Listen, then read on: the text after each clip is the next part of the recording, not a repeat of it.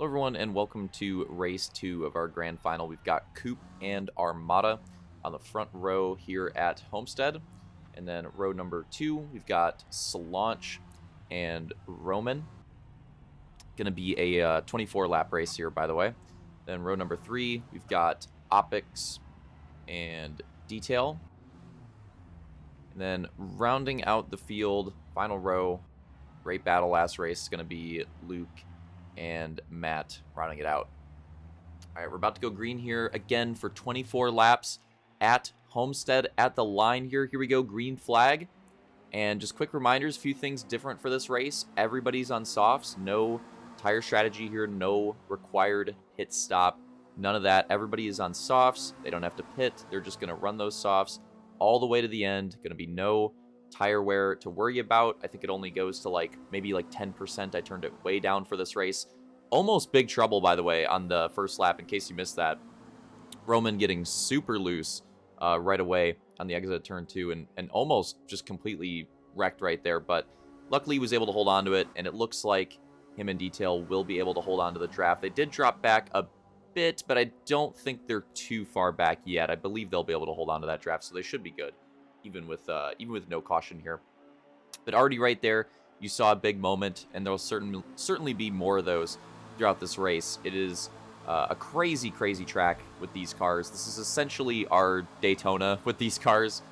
Basically, we could race Daytona, but maybe in the future, but it would be pretty trolly because Daytona is just massive for these cars.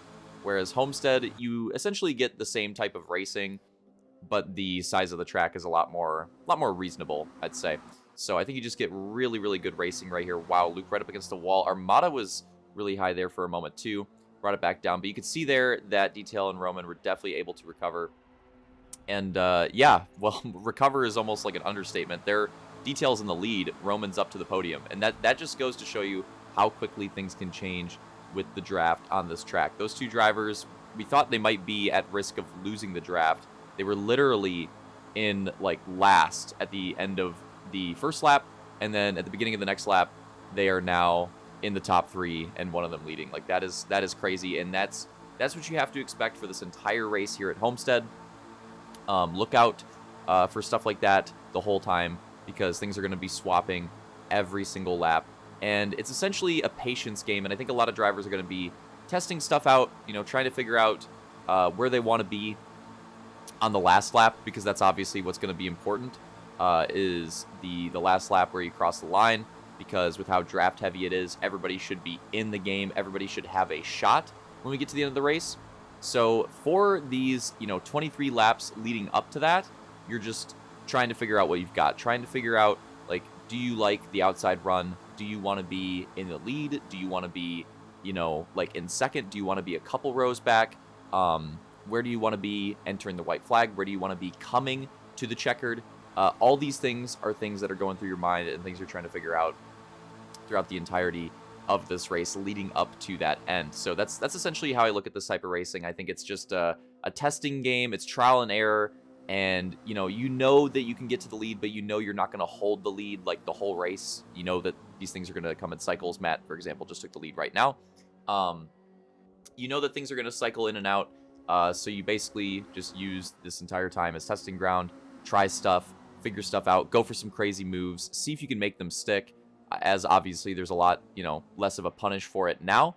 See if you can make them stick, and maybe if you can, keep that in your bag for later. Potentially use it later, and, potentially use it to your benefit if you can. So that's basically my breakdown on this type of racing, and I gotta say, I hope that how fun it is comes through in the video, because I think, I think just from a pure fun standpoint, I think the first race at Hockenheim was actually really good.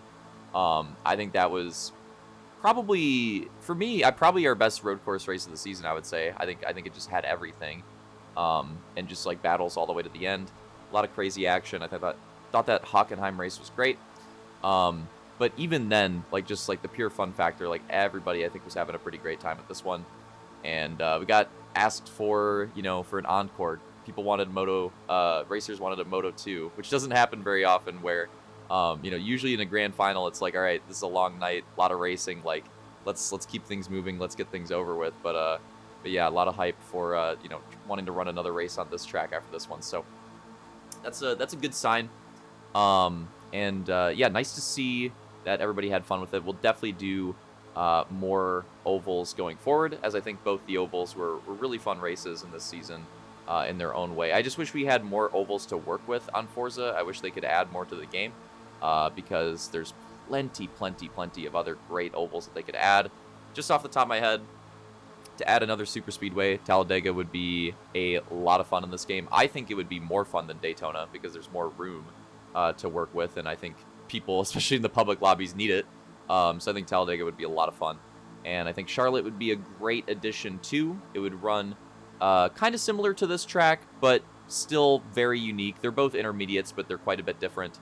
But also similar to this track, Charlotte has a roval, so you know, a lot of the Forza crowd does the road courses. If you added Charlotte, you could have that awesome oval and the roval as well for that crowd. So it kind of, you know, pleases both crowds. So I think that would be a great one to add. And then on the short track side, personally, Martinsville and Bristol would be a lot of fun. But as far as like public matches go and like what the average Forza user can handle, I think Richmond actually would probably race the best of the like main short tracks I can think of that, you know, they could potentially add. So again, personal bias, I really like Martinsville and Bristol. I think those would be a lot of fun, but keeping the player base in mind, I think Richmond would be a really good addition. So we'll see. Who knows? The NASCAR stuff, you know, they added the cars to the game kind of unexpectedly, and it kind of came out of nowhere. And it kind of like took off more than they expected, I think, because they were originally... Oh, here we go. We'll get back to that story in a moment. Big moment in the race here. Caution out on the track. Let's take a look at some replays here. And you see Roman's painting the line and holding it, and then comes up right there on Opix. And I think what happened there, I think Roman, honestly, I think his thumb slipped. Like I think he was holding the line, and I think his thumb just came up for just a second. I'm assuming that's what happened here, because if you watch it, like he's holding that line, he's holding that inside really tight, and then right there, Opix does come down a little bit too, but I think Roman's coming up was a little more of a jolt.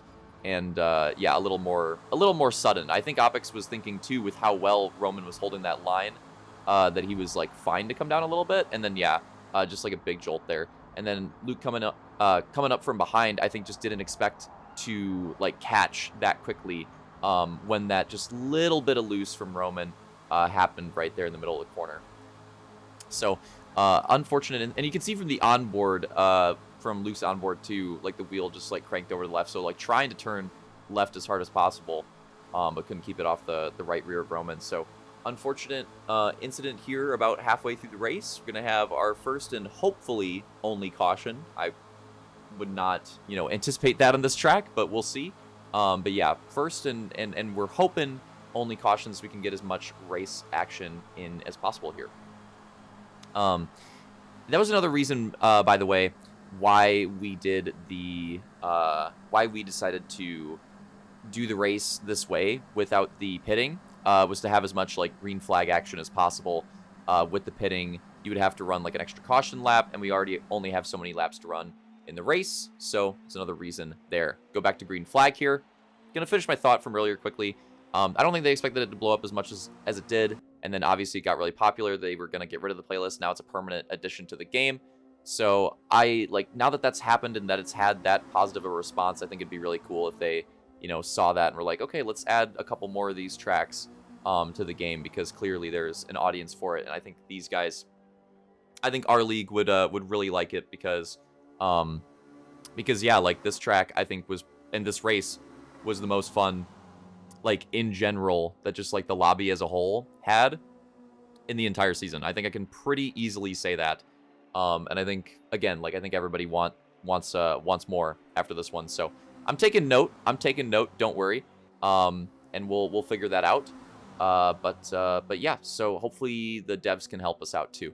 Anyways, all this side stuff. We're about like exactly halfway through the race. Let's get back to the racing action here and focus on that now that we've had our random tangents and cheese throughout the beginning of the race, we tend to do. Okay, so again, as we're about halfway, it looks like Luke and Detail leading the field down right now. Detail was leading, coming to that restart. But now Luke going to be taking the lead, and Matt with a big shot to the inside. Actually, Matt's going to be taking the lead now. He's going to go all the way up to the top in his different scheme for this race. He's got that gold Red Bull action on. Looks really nice on this track. And I feel like we've seen a lot of these two lead laps. Details led a lot early on, and I feel like Matt's gotten to the lead a few times, and they've been leading a lot of these laps. But again, you got to figure stuff out because it doesn't really matter, right? Like most laps led, leading laps right now, doesn't really matter. The only way in that it matters is that it gives you an idea of like what being in the lead feels like. And again, like when you want to be in the lead, right? Because it's kind of a, you're kind of on a timer when you're in the lead. You don't have that draft. Everybody behind you is, you don't have a car cutting the air in front of you. Everybody else does behind you. So it's just, you're just kind of on a timer, and you're just waiting to get past and trying to figure out how long you can hold out and the best way that you can possibly do it. Opix now fighting for the lead. Matt trying to hold on to it the best that he can. Again, trying to see how aggressively he can hold that. Look at this 4 wide action there for a moment. Oh my God. It looks like, I think it's just the angle, but it looks like 5 wide coming. Oh no, I think they're actually like at least 4 wide right there. Wow. Detail right up against the wall. Roman painting the line. Take another look here. We're going to get some onboard action at how crazy. Yeah, take a look at this. This is what we just saw. Look at how crazy this is, this 4 wide right there. Close moment with Armada in the middle. That could have been spooky with Armada and Slaunch. Detail right up against the wall. That could have been spooky. So yeah, good job to all those guys there for keeping it clean and keeping it going, because there was definitely a few opportunities for things to get messy right there. And everybody did a nice job of keeping it in line, keeping it off the wall, and keep the momentum up. Unfortunately, Coop dropped back on this restart. I'm not exactly sure how that happened, but that is the unfortunate thing, is that if he doesn't get a caution, he's pretty much screwed. You should be able to hold on to the draft on this one, but if you do make a mistake and lose it, you are kind of cooked. So that is one of the downsides of this type of racing. Like on the short track, if Coop was fast, he can make a comeback, especially with how hard we're battling. Like in theory, if we're battling this hard on the short track, absolutely Coop could make a comeback. Here, he's going to need help. He's going to need a caution. Or he's kind of screwed. So that is one of the downsides. Again, on the bright side, it should be pretty easy to avoid. I don't know what happened to him. That was close. But if something does happen, it does really suck. Really close moment right there. But now Detail going back out to the front, trying to lead some more laps in this race. Definitely getting the most, lead lap action that, or laps led action that he has on the entire season here. Matt shooting back down the middle with another big run.